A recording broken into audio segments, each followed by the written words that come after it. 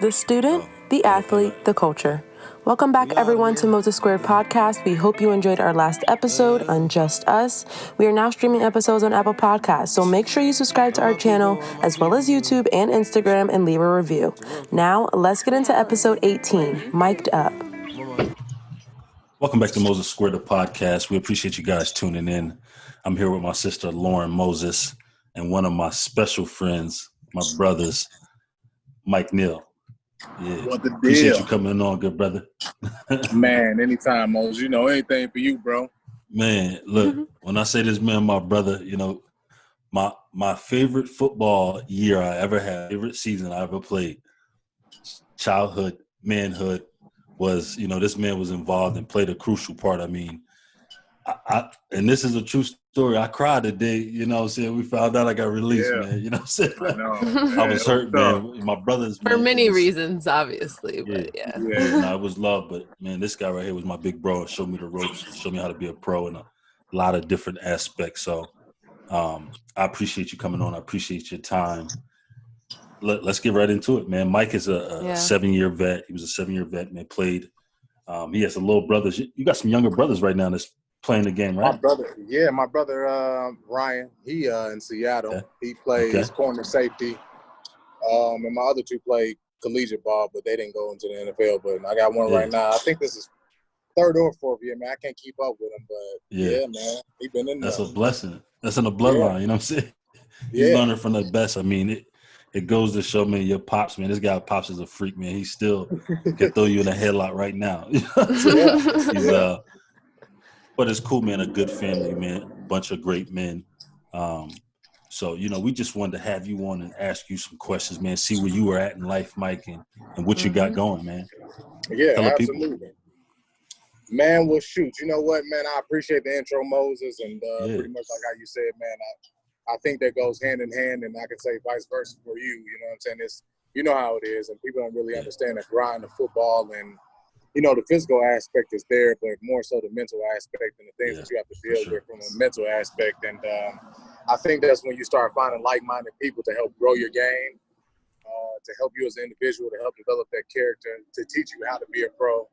And, you know, we shared a lot of that on the field, man, and just not even so much on the field, from sitting off the field and, you know, watching, what's that, Shark Tank, man, and funny, sitting there watching Shark Tank. Now we're in a real live Shark Tank situation, and, absolutely. You know, but it's definitely been a blessing, man. I've been blessed, triumphs through a whole lot of stuff, and ups and downs, but you know, now I'm doing residential real estate, residential and off-market real estate, and it's been going. I mean, it has its ups and downs as well, but I can't complain.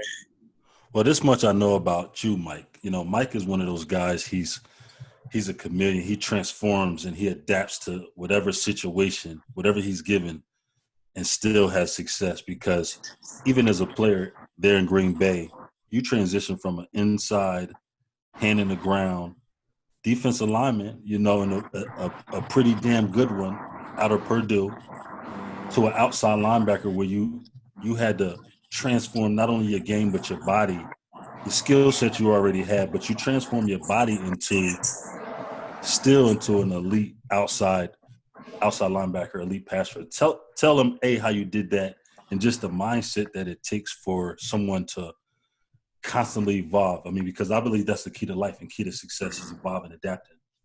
Right. You know what? It was weird because my first couple of years in the NFL was they were rough, man. I was injured the Super Bowl year, came back the year after that, injured again. I literally thought that my career was going to be over at that standpoint. I had two options. It's like, you can try that surgery and sit out for a year and a half, or you can retire. So it was kind of like I was faced with that adversity going into my second year, but coming into my third year, I was suspended the first 3 games or 4. So now I'm looking at a situation where I may not even be on the roster come game 5 when I actually get a chance to clock in. But ironically enough, God being who he is, I was able to come in, and I was ranked number 3 in my position as a defensive lineman that year. I had 5.5 sacks in the rest of the games that was played, balled the hell out that year, man. And it was a blessing. But then going into that offseason, I get a phone call from KG. You know, Kevin, he called me. He's like, look, Mike, we got a proposition for you. And he was like, would you mind playing outside linebacker? Ironically enough, I don't think that people know this, but we lost to San Fran that year in San Fran in the playoffs. We were getting on the plane. Yeah, I know. I remember. It hurt. We got our heads beat in, man. We got our Yeah, heads beat in. And, we were supposed to win the Super Bowl again. We were supposed to, man. We definitely was. But Aaron Rodgers walked up to me right before we got on the plane and apologized, like, man, I'm sorry about that loss. And I'm thinking to myself, like, I don't know what you're apologizing for. You know what I'm saying? Like, that was a collective team effort. We just got our ass beat. Yeah. And so he was like, man, I like it when you get an opportunity to stand up an outside linebacker. And I was like, really? He was like, yeah, I think that poses problems for the defense because you can rush the passer from anywhere in the field. And I was like, I appreciate that. He was like, man, don't be shocked if you get an opportunity to play out there next year. And literally, going into my exit interviews, he put a bug in Coach McCarthy's ear. Coach McCarthy told KG. KG made it happen. But that transition was difficult, man. They called me in April. I was 295 pounds. We had to be back. And so KG's like, would you mind playing? I said, yeah, KG. I'm like, well, how much do I need to weigh? He's like, you can play at 295. And I said, there's no way in hell we'll play outside linebacker at 295. So literally within about 3 weeks, I lost 20 pounds and came into OTAs at 275. I can't believe it. All started. I'm like, bro, I just saw you. It was rough, man. I went on the – go ahead. I'm sorry. I was just saying, thinking back to where you were and all the things you had to go through, knowing that your little brother was coming in the league, what were some of the words you gave him, the pieces of advice when he was coming in there, college student, big head sometimes, ready to, live out their dream? What were some of the things that you had to say to kind of humble him a little bit and just make sure that he had the right mindset going into that his first time going into camp? You know what? I mean, I think it's cliche, and you hear enough people say this. You get out what you put in. That's first and foremost. And it's not cracked up to what it seemed to be. People get this, this connotation about the NFL, like these are superior athletes, which they are. But the thing that I don't think that people realize is he always asked me, well, who do you watch on film? And I said myself, and he laughed at me. And I said, well, what's so funny? And this is when he was in college. And he was like, you don't watch anybody else to get better? And I said, well, you tell me who can play the game like me. And he was like, I never thought of it that way. I said, I'm not Von Miller. I'm not Julius Peppers. We all have different attributes. Now, if you ask me if I watch things that they can do that's similar to what I do, absolutely. But at the end of the day, what is it? I'm my biggest competition. And that's pretty much what I told him. But just this past offseason, we had a real conversation. And I asked him, I said, when I was 24, I thought I was going to play forever. And now I'm 33. Right. And I asked him, and I told him I was done when I was 28. So I asked him, well, how old are you? 24. I said, well, if somebody told you that in 4 years, everything that you worked so hard for will be taken away, what the hell would you sacrifice now to make sure that you got everything out of it? Mm-hmm. And that's when I think the realization hit him, like, you don't know when it's over with, and you will never be able to pinpoint it. And so my thing is if you're not willing to commit it now, then you'll walk away from the game with regrets. And I feel like I walked away with him. Exactly. I feel like I walked away with him. So you're not the only one, though. You're not the only one. And I think that comes from youth. It's like most NFL players are first-generational NFL athletes. I would say most. But then you see those guys who have the legacy, and you see the advantages of them. It's more mindset than there's other kids more athletic than those kids. Yeah. Right. Yeah, but there's not other kids more mentally structured, mentally conditioned. Exactly. To be in that position more. That's why they have the 10, the 15. I mean, we play with the Clays. We play with the, to the dude every other you day. see the Bosas. Yeah. Right. I mean, you see them, but they're being given those, Lauren, even in your game.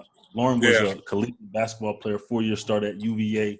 She's seen, even at her university, young men who were legacy, and they just had a different composure. Yeah. And I think it goes a long way. Obviously, confidence within the athlete. Right. That's a battle.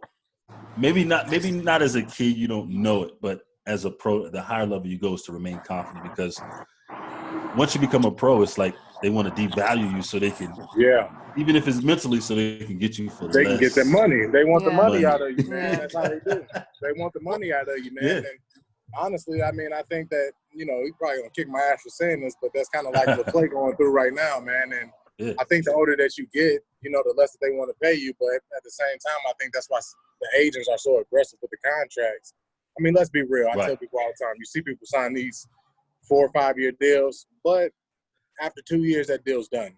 You're not even Right. going to play that out. Or they're going to actually take a pay cut, or they're going to Yeah. trade you to another team. And you're not going to play those deals out. So you have to be ready to face that. But like you said, mentally, I don't think that's, physically, you'll be able to do whatever the hell it is you want to. But the mental aspect of it is, I don't leave you. Even when you retire, I mean, you still have that mentality where you just kind of want to go crazy and go ham. And but you got to be able to work smarter and not harder too. And that's one thing I got an opportunity to learn from Julius was preserve your body, man. You only get one, so do what you got to do, but understand that the rest is the biggest key.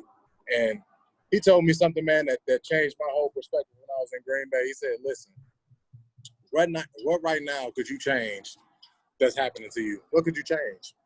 And I said, nothing. I mean, from the perspective of what the franchises or what the organization is going to do for you, the position that you in, obviously you could do something about that by how hard you work, but the only thing constant in life is change. And if you're not prepared for change, then you're going to have a hard time. And that was one thing I took with me, man, like understanding that change is going to happen and it's needed too. I think it's interesting that you even say that. And Lauren can speak because she was a hell of a teammate. Even having a teammate to have those conversations That's with what I a was guy that's thinking. was in your position room. These are the type of guys I had, the Eric Waldens, you know what I'm saying, the Mike Neals, even the Clay Matthews. I mean, we done chopped it up to where we were competing. Mike came into my room, as far as position-wise, outside linebacker room. It was me, Clay. I mean, we had ball players. But we always share information so freely because we wanted to see our brother. I think it came down from the organization because they created an atmosphere like, look, don't get it mixed up to think y'all in a position. If we want to get 7 linebackers out there, we'll do it if y'all the 7 best guys. And I played for 2 organizations and one where there was a lot of that and one where it was different in that space. But man, it was nothing like really playing with that brotherhood. I think, Lauren, you got some, stories of your own. But it's a tremendous feeling, man, that to play with selfless individuals like that. For sure. And I was just thinking, you not only getting this feedback and this advice for guys that are playing like on the field with you, but in regards to, you talked about you're making this jump or you made this switch into real estate. How have those conversations with those players helped you off the field as well, even to make you have the confidence to jump into this new field, switch industries, and something that you rely on now for your livelihood? Are you talking to me or Desmond? But I mean, both of y'all are in it, but I'm talking to you, Mike. He was part of my transition. To be honest, Mike was part of my transition. He done sent me, I mean, numerous documents. We didn't talk numerous hours about ideas, things I'm still implementing into my business right now, exit plans, exit strategies. But Mike, answer the question. I mean, you probably got a story of your own. Well, you know what the funny thing is that I think some of the conversations that I've had with people are just what I've been molded to understand as a whole is that, like I said, it goes back to this. You're only going to get out what you put in. And I constantly reevaluate myself. And I think that's the hardest thing for people to do. If you can't look at yourself and be real with yourself first and foremost, you won't succeed in anything because you have to be able to take the onus to say, well, just like with me, I'm not really a person to jump on the phone and call people. And if I'm not going to call people, I'm not going to make money. So I can't yell at nobody. I can't be mad at nobody. Or if I'm not putting the effort forward and studying and understanding the market, I can't rely on other people to do those. Now, at some point, do you hire out and you get people smarter than you? Yes, but I think the one application that I'm learning to apply now in my business model is this. We come from a team-based thing. Most people get into real estate and they try to be this powerhouse on their own. Well, any fool will know that you can't do that and you will never scale your business if you don't have a team. So it's being able to find team players and people that have a common ground to be able to take it to the next level. And another thing that I realized too is that I like doing real estate, and Desmond was really the first person I reached out to. And I asked him because I've seen all the posts going up about, you got your license. And I'm like, man, what the hell? And Desmond, remember, I was freaking out over the test and stuff. But when I got into it, I started realizing, like, you know what?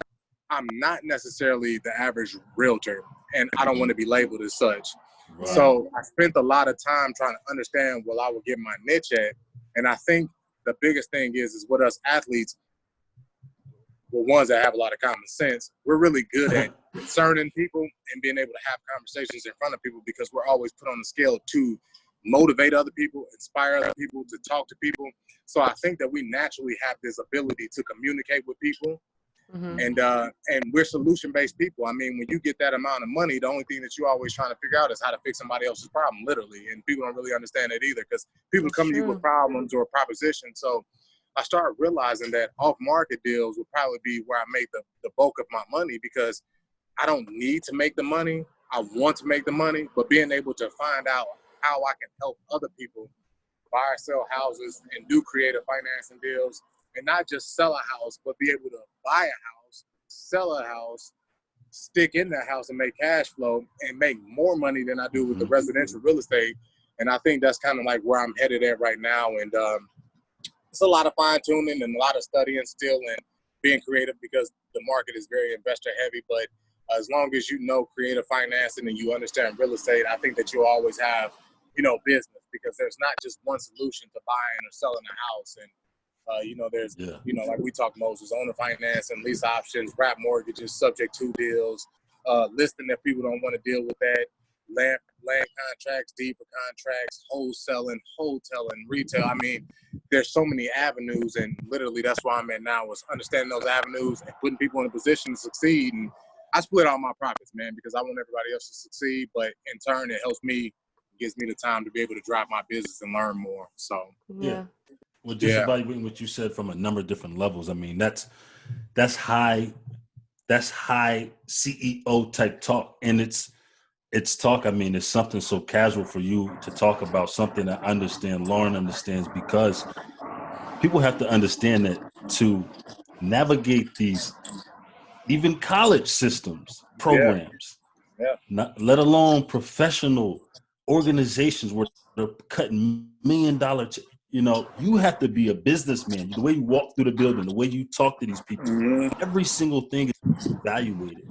So when it comes to business, it's really no coincidence that athletes have these type of this type of success, essentially, because everything is evaluated. I'm always evaluating somebody. Right.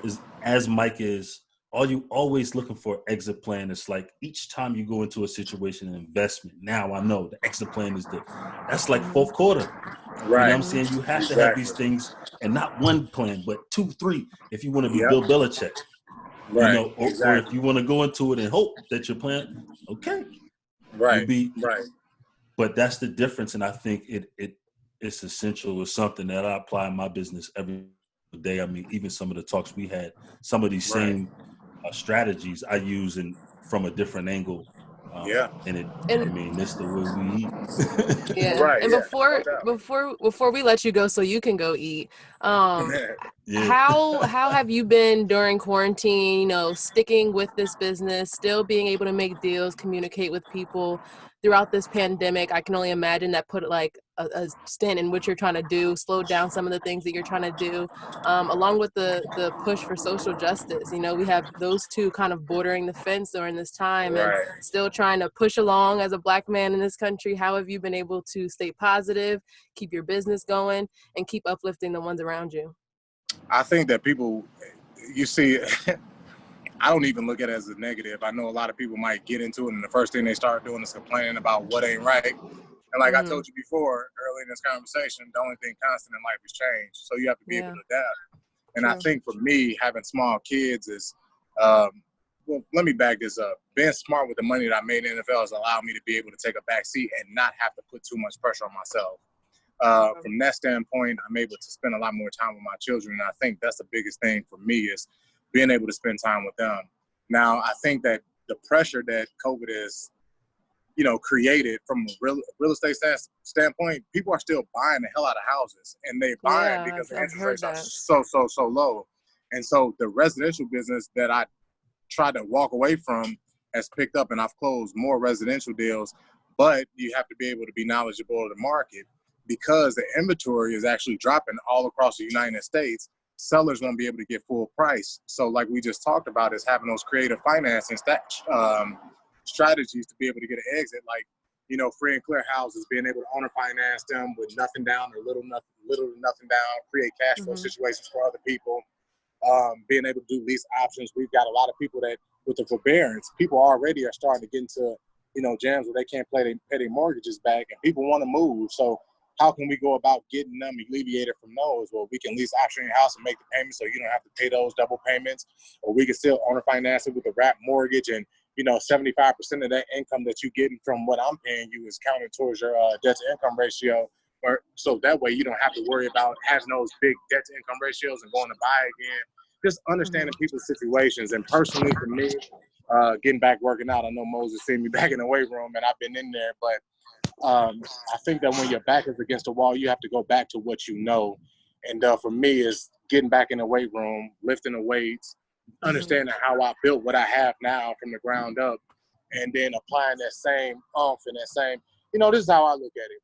I wake up and go work out at 5:30 in the morning. Who the hell is retired that want to go work out at 5:30 in the morning? But at the same time, the thing about that is, though, you're making yourself do something that you don't want to do or that you don't have to do. I don't have to wake up and go at 5:30 in the morning, but I know that there's nobody else up at 5:30 in the morning. But by the time I get home, there's still business owners that haven't even left their house. So now I get to come try to bust you over the head and work a deal with you when you can't even think straight. You know what I'm saying? So now it's like the advantage is mine. So being able to just utilize it. Me, I like to read. So now I get the opportunity to read more books on how to scale my business. I try to read a book a week, you know what I'm saying, and learn more things. So, but I think just developing the relationships around you, coming up with a more strategic business plan, and then implementing that. Because, you don't have an excuse now. It's just a phone call away. What is it that I can do to get me more business?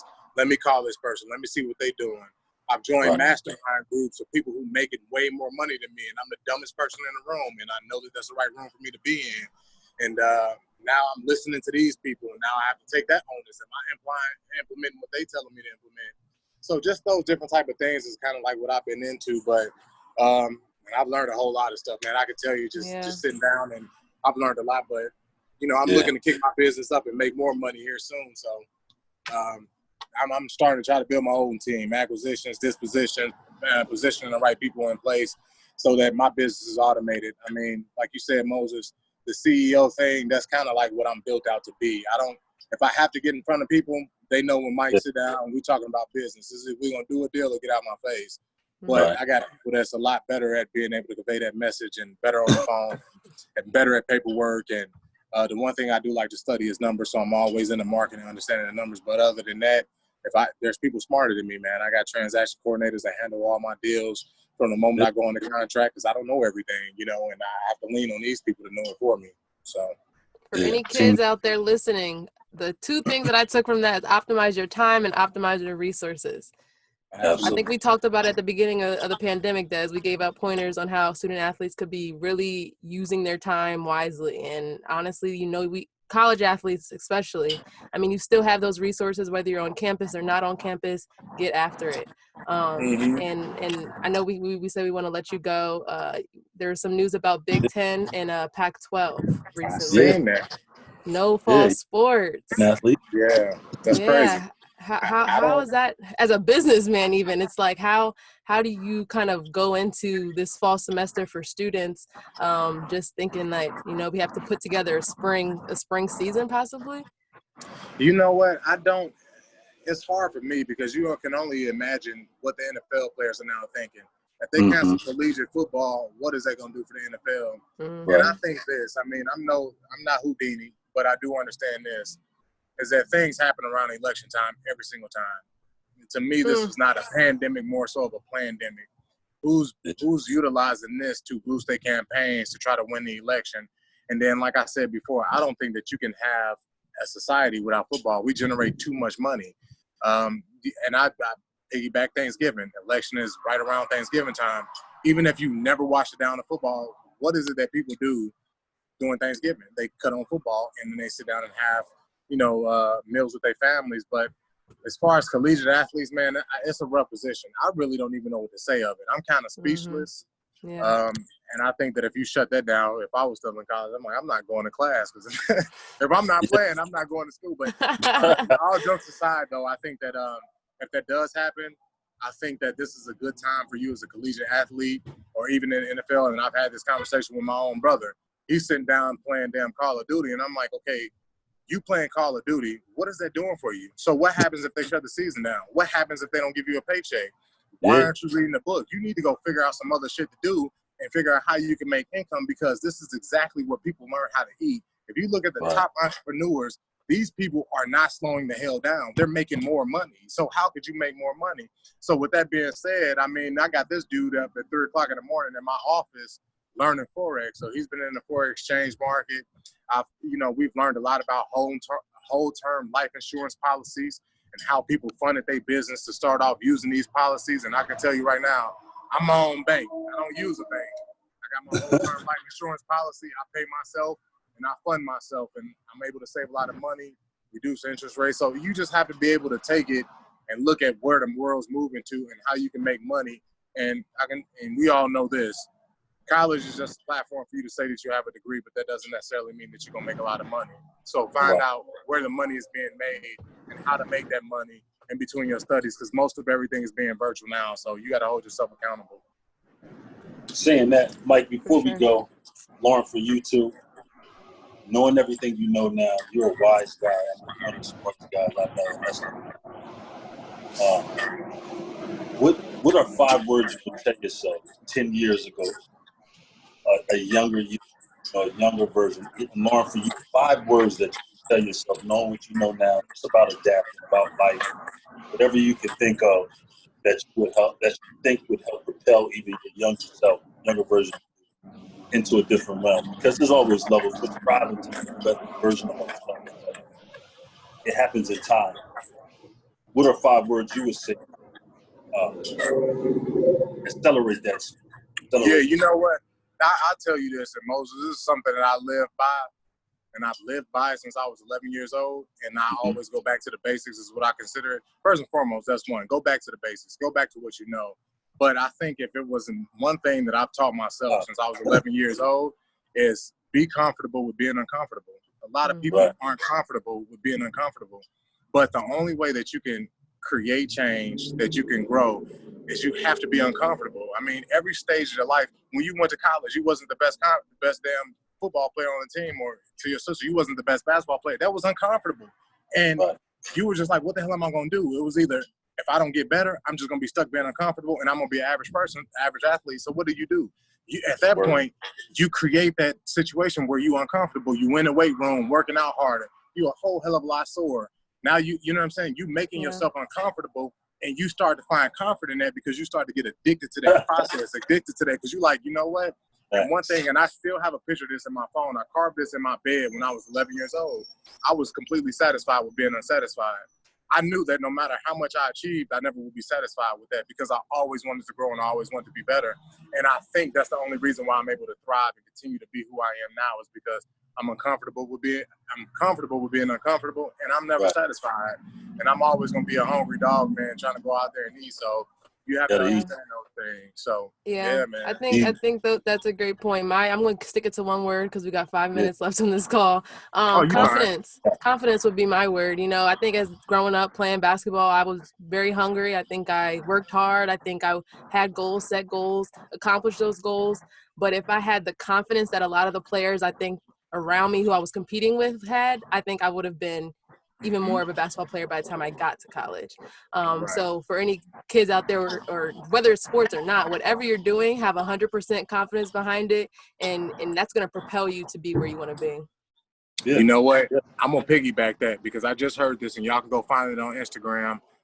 This morning, Eric Thomas, I don't watch a lot of them, but one of his podcast things popped up, and I can promise you this, if you look at it in the last 24 hours, he said exactly what you said, is confidence. But you know what drives confidence is if you've never done it before, you're never going to be confident. Confidence comes from you trying something and failing it and then doing it over and over again, which is the definition of insanity, but then looking for the opportunity to grow from that.